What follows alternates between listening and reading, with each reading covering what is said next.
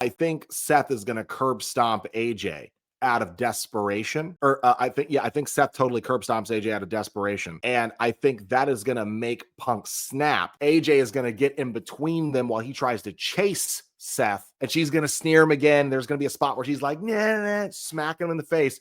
And he's just going to look at the audience and they're going to shout, go to sleeper GTS.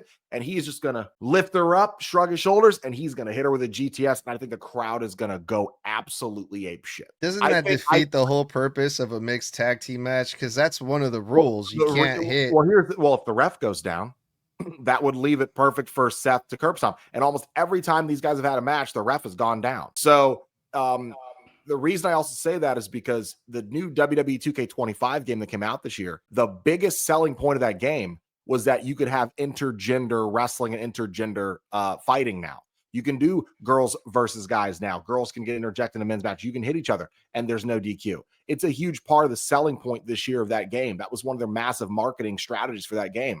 I think they're past the point of caring about women on men wrestling violence. I think, in fact, you can also throw people off from the top of the Hell in a Cell in the wrestling game. Doesn't mean they're going to do it in real life. Except they did like 3 different times in history. The biggest one being Mankind and Undertaker. Okay, but I'm talking about nowadays, today. Yeah, but even like then, in real time. Yeah, but even then, we mentioned this on Monday, PG era, when it was still full-blown Vince PG era.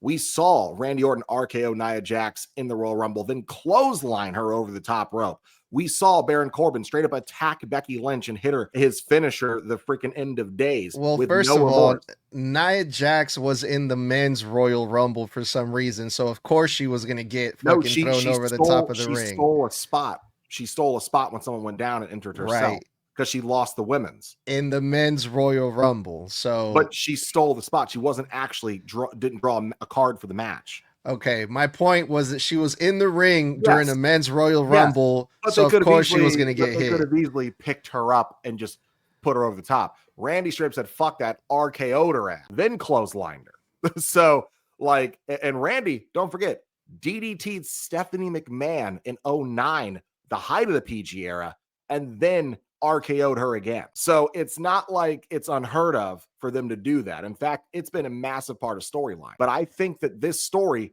definitely serves that, where Becky needs to get put in her place. What better way to pop the crowd and give Punk serious vindication? GTS that bitch. I do feel like with the curb stomp as well,